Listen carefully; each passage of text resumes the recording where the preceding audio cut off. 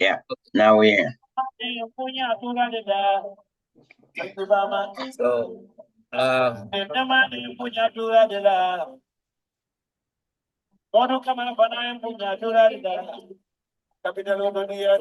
we welcome to our The new music is still year. playing.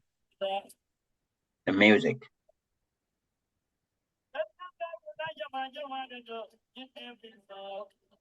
Yeah, so this is a great Jaliba, Gambian. Yeah. Just to start the program with, give the little bit vibes to the program. Thank Good. you. Thank you. So we welcome to our weekly new global media talk. So today we're gonna talk about the issue of drugs with our youths. And we start off with Jaliba Sembo, which is really a good motivation to our youths and to the Gambian populace. So thank you, Jaliba, for that beautiful music. Sometimes, you gotta spice it up with some music, Once in a while we will do that, take a little break, come back, and then put some other musics there and we start, Good. or entertain it like Good. that. Sounds like a plan. Yeah. So Sam, today we're gonna be talking about drugs issue with our youth. There has been some research made, and we're gonna look at that and some of the quotes that people said about the drugs. And we're also gonna look at, what causes the issue of drugs in the Gambia recently. And of course, what can we do to mitigate the situation? I know we cannot eliminate it totally, but we can do something about it. So I welcome my co-host Sam Ceesay from Indiana. Sam, welcome. Thank you. And I'm your host here, Momodou Sawaneh in New York. Now, this gentleman has done an extensive research, and we have to give him credit for that. This Gambian researcher called Yankuba Tal about the Mm-hmm. cause. But we're gonna look at the entire drug issue, Yep. not only limited to course, but also other drugs as well. So, Sam, let's make this very brief. What do you think, about the drug issue in the Gambia? What is it causing, and then what can we do to mitigate the issue? Because we are losing a lot of youths, and this is not good. Yep. Absolutely. Absolutely. Drugs are bad for humans in general. They most of the drugs, or most drugs, are not good for human consumption or use. But as we know, drug usage and drug trafficking is all over the world.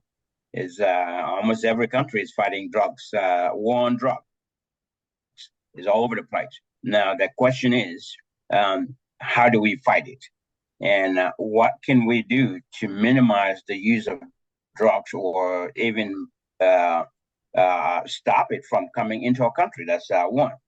Well, those are kind of like the things that we need to think about, knowing that it's in the country already. How can we stop the spread, and how can we stop it from coming into the country? Those are the things that I like to look at. I want to look at the solution, because the problem is already there. We already know the problem. Is killing the youths. They are getting addicted to it.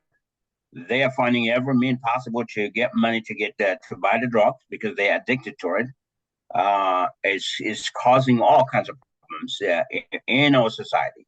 So looking for ways to mitigate the drug usage in the country, in the drug trafficking within the country, but most importantly, stopping it from entering the country will be very important.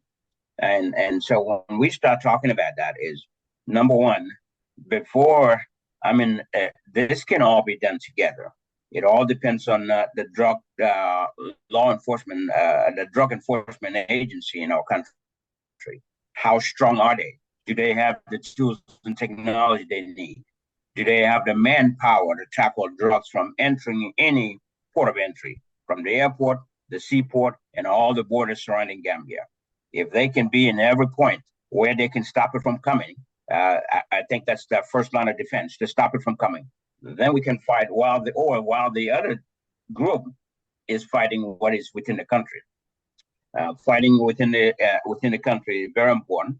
But all of these also, I'm going to ask that our judges really also have a part to play in here, because when drug trafficking existing in any country and drug enforcement agencies go out after these people and catch them and bring them to court to prosecute them, it's very important that they get the real prosecution that they need to get to make sure that they get not only hefty fines, but something that is going to disable them completely, putting them in prison, hefty fines on them, putting them in prison for a long time, so they don't have the ability to reactivate the system or play part in the drug trafficking. Very, very, very, very important. So if you look at within the country, I think the drug enforcement agency can do more if they are equipped with what they need, the manpower, the technology, the tools, including vehicles and weapons. Of course, they have to have weapons to be able to protect themselves, to go after the drug traffickers within the country, because I don't see, I don't see it as a big deal. Even though drugs in any usage is bad, I would say that first. But why go after someone that has a small bunch of marijuana compared to someone that's bringing cocaine and kush into the country, or someone that's trafficking that and selling it within the country? So I will go, my advice is to go really heavy on these people, locate them, find them by working with the community, because the community is the best tool that they can have. Information is powerful. If they have the information where these people are, especially these foreigners coming into our country with drugs and bringing drugs and trafficking drugs and getting them into our country, find where they are, raid them, and capture them, seize all the drugs that they have, so that does not get distributed in the country. Once they seize all of that, the other part is seizing drugs from these people is one thing, but what happened to those drugs afterwards is another. I recently heard on the radio news that in one of the courts, some magistrates were actually also being prosecuted for taking evidence of the court that was the real drugs and substituting it or replacing it with fake drugs. I mean, how in the world can that happen in our courts? I've heard it on radio, so I don't have any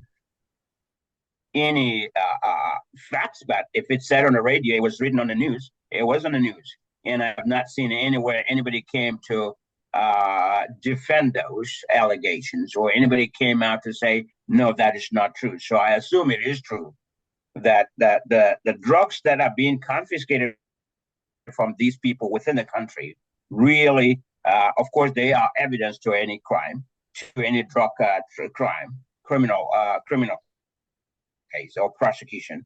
But it's very important that those drugs get destroyed, so that they don't go back into the hands of the same people or the hands of the wrong people. We need to destroy them to make sure that destruction is happening, so that drugs don't recycle back into society. That's another part. So that's why I said capturing these people and getting the drugs out of their hands is one thing, but what happened to the drugs later on, especially during and after the court case, is another. Once the evidence is presented and has been used in the court case and judgment done, those drugs need to be really, we need to be transparent about it. Destroy the drugs. If it was 40 kilos that was confiscated, we need to make sure that same 40